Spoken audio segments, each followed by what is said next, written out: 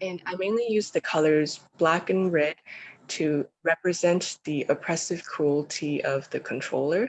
And I made sure to keep the layout nice and simple, and I added a black and a red border to focus the attention on the picture.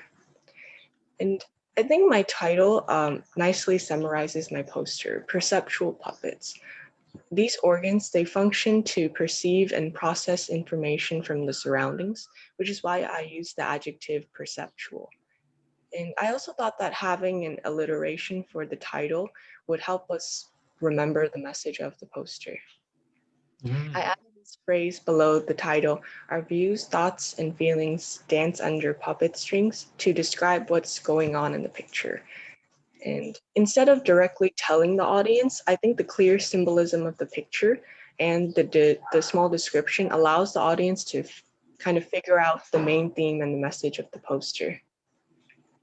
And so I'll talk about how the message applies to all three of the stories we've Mhm. read so far. In The Strangers That Came to Town, the narrator's thoughts and feelings towards the DeVitches were influenced by the rumors in the community.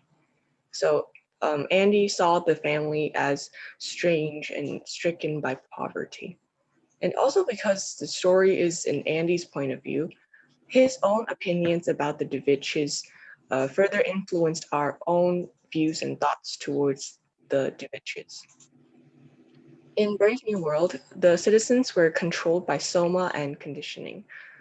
Soma directly influenced how they visibly saw the world, transporting them to happier places and bringing their inner desires to life before their eyes. Conditioning molded the citizens' core principles, and they made them think that the ideal world state citizen chased after pleasure and instant gratification. As a result of that, citizens felt very little emotional attachment in relationships. In The Tempest, Prospero was the central figure controlling what the other characters saw and thought. For example, he uses Ariel to scatter the characters all over the island, making them think that the other characters had died. And Prospero also uses magic to create illusions of spirits dancing for Miranda and Ferdinand. So to sum it up, I think my poster delivers the message clearly and aesthetically and has strong connections to all three of the stories. Very Thank good. you. Yes, I'll pause. All right. Where's my applause button? Can I do that? How about that? We and clapping. Good job. Can you put the poster back up just so we can see it again, so we can talk about it?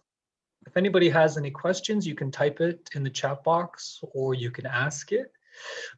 For this poster, did you do this freehand or did you use computer graphics? This is freehand, but I used some reference pictures to Yeah. draw the little, because I can't, yeah, I use, um, I was going to do it digitally at first, but Yeah. I I wasn't satisfied with like the pictures I can find. Yeah.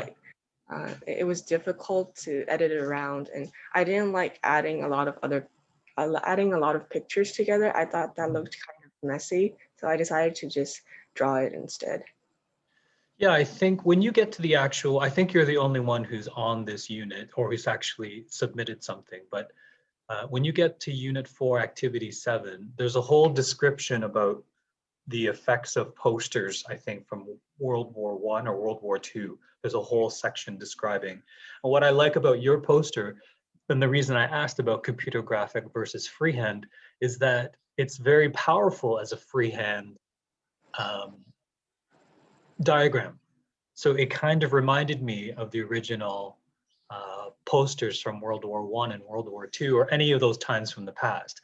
You know, sometimes you can do things digitally and they're perfect and they look clean, but there's something about when I look at yours that I know, like it looks great, it's fantastic, it's well done, but I also know that this is somebody who did it by hand. Like it's art, right? Like it's art. I'm not saying that if you did it computer graphics, it would be bad. The other thing I like too is I like that you used a main heading, and then you also used an expression to explore your views. I think that's really good. And I think the power really lies with the hand That's a great image of a hand. Even if you borrowed that freehand from another image, and then the dangling of the the body parts, which I think is great. Good idea. Very good idea. How did you get this idea? Is that just from what you were thinking or what you looked at, or? It took me like a day or two. I was Googling through a lot of like society and control art, and there were a lot of different ideas. There were puppets, there were little cages, they were also very symbolic, but I wanted something that was simple and um, and also a little easier to draw because some of the Yeah. art was very, very complex and intricate.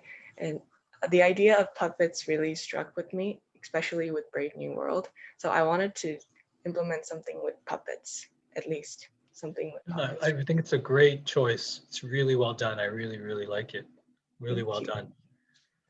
Any other positive comments from the class? You can type it or turn on your microphone if you want. Just leave the picture there for a second in case. Any reactions from anybody?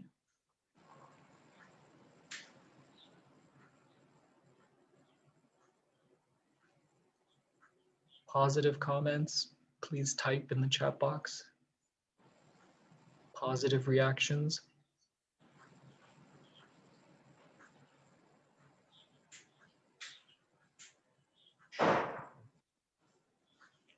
Hello? Hello, hello? Anyone?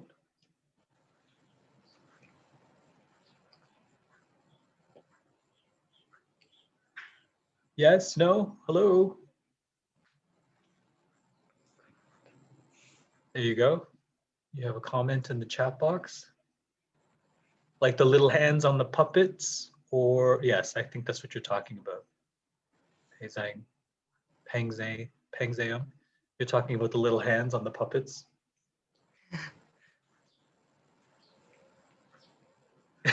Yes, they do look lifelike, and I like that they're moving. Like it looks like they're moving. Like, hey, we're being controlled. Hey, nice. Okay, let's leave it at that. You can close and stop your sharing. If there's any other comments, you can type them in the chat box. Really quickly, thank you so much. Good job. Thank you. Presenting. One more left, maybe two more if you do your ISU presentation. Oh, there you go. Look at that. Yeah. Hey, you disappeared. You're clapping and then you go away. Okay, that's fine. Okay, it's okay. You don't have to have your cameras on now. So what we're going to do is we're going to move on to, thanks folks. We're going to move on to a review of last week. You can turn on your microphone, but can you review the terms, not last week, it's actually been 2 weeks, I can't believe it. It's 2021. Oh yeah, I saw you last year. What are the 3 Greek terms for rhetoric created by Aristotle? Does anybody remember? Ethos, pathos, Yeah. and something else. Something else is not Greek. Ethos, pathos. One more. Help, anybody? Ethos, pathos. Logos. Yes, logos. Ethos, pathos, logos. So I'm just going to type that. That's what we're going to talk about for about 5 minutes now. I'm going to put up the link for your Padlet from that session. Just take a look at the Padlet. I'm going to open it now here. This is the Padlet from that week. The work's really well done. I just want you to take a look at your peers' work. If you want to add something, you can. Leave a couple of comments. We'll do this for about 5 minutes. Take a look. I'm going to add my comments, and you can now add your comments too. Or you can like some of the pictures. Make sure you do that too. We'll do 5 minutes just to look over everything.